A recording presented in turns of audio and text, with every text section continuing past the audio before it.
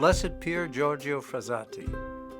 I like to call this one just one of the guys, and a saint. The Greek philosopher Aristotle once wrote, "Good habits formed at youth make all the difference." Ancient wisdom, but eternal truth. I like to think that truth applies to the lives of young saints. It is certainly true of the life of Blessed Pier Giorgio Frassati, who was born and lived at the beginning of the 20th century. Rather than telling his story from birth, I'd like to start with his death.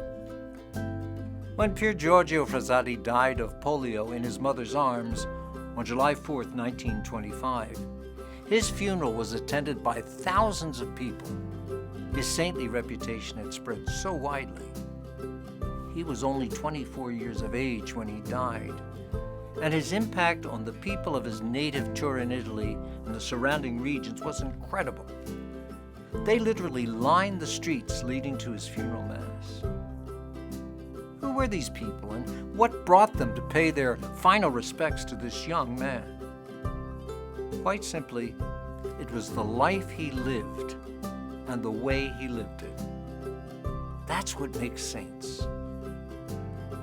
Born on April 6, 1901 to socially active parents, his father was a newspaper owner, La Stampa, and his father also was involved in local politics.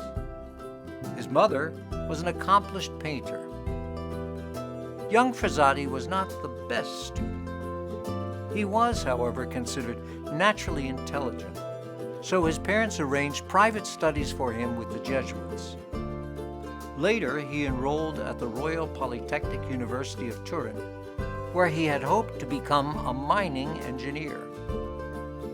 Even as a young man, he was deeply religious, a trait quite obvious to his teachers as well as his classmates.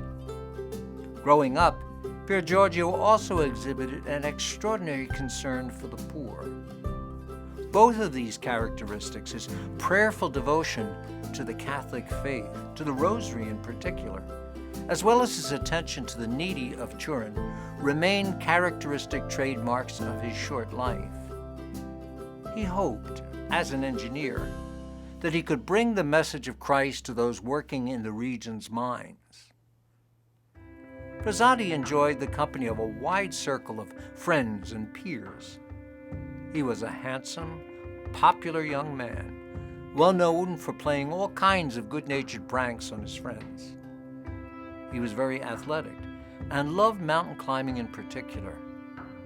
He combined his sports interest with an active appreciation of the arts. Now remember, his mom was a widely recognized painter. He frequented museums, theater, and the opera with his friends. He shied away from things vulgar or immoral. During university studies, Pier Giorgio was attracted to a young woman, but hesitated to begin dating her because he felt his parents might not approve, feelings he confided to his sister. Like his father, Frassati was interested in politics and social action. He was very involved in movements that opposed fascism taking root throughout Italy. Pier Giorgio's deeply held convictions occasionally led to vigorous arguments. At the same time, he joined many Catholic organizations such as the Lay Dominicans and the St. Vincent de Paul Society. While leading the normal life of other young men of his day, Frassati spent much time helping the poor. He once said, "All around the sick and all around the poor, I see a special light which we do not have." Throughout his life, he exhibited extraordinary devotion to the Holy Eucharist, personal prayer, and the Blessed Mother, good habits formed at youth. He once wrote, "In prayer, the soul rises above life's sadness." During his final academic year, he contracted polio, probably from the impoverished sick whom he visited regularly. And yet, Pier Giorgio never lost his interest in athletics and adventure, especially climbing and hiking in the mountains. He said, "Every day my love for the mountains grows more and more." That's what he used to tell his friends. Verso l'alto, translated toward the heights, accurately captured his attitude. In fact, he once wrote it on the back of a photograph taken of him while climbing on the side of a mountain. It later became the phrase most often associated with his approach to life.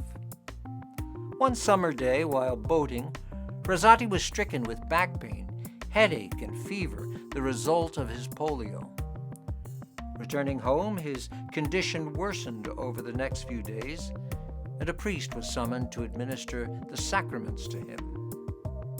With his mother embracing him, Pier Giorgio uttered his last words, "May I breathe forth my soul in peace with you." And he died on the evening of July 4th, 1925. His funeral, as I said earlier, was unlike any the city of Turin had ever witnessed. The memory of Pier Giorgio Frassati was kept alive in the constant recollections of his friends and neighbors for years. Stories of his love for the poor, his holiness, his sense of adventure, his good nature. By 1932, frequent talk of his canonization resulted in a petition to the Archbishop of Turin.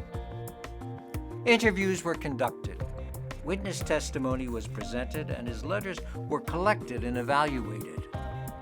Within the year, a miraculous cure was attributed to Pier Giorgio's intercession. His cause proceeded, but not without some temporary roadblocks during the investigations. Finally, he was declared venerable in 1987 and blessed in 1990. Pope St. John Paul II recognized his good habits formed at youth, calling him a man of the 8 Beatitudes, a young man who was able to witness to Christ with singular effectiveness. His feast day is July 4th. For young Catholics, the story of Blessed Pier Giorgio Frassati presents much to imitate and admire. He was a normal guy, fun-loving and good-natured, athletic, popular among his friends, interested in culture and society, prayerful and unapologetic about his faith, eager to reach out and help others, especially the poor, a young man whose attention was always directed toward the heights. Frassati is proof that sanctity does not require a long life or an early death, only a life, whatever its length, lived with and for the Lord. For young people in today's world, the 24-year-old Pier Giorgio Frassati shows us that saints can and do look like them. Pray for his canonization. Blessed Pier Giorgio, pray for the youth of our diocese and inspire them, like you, to love the Lord.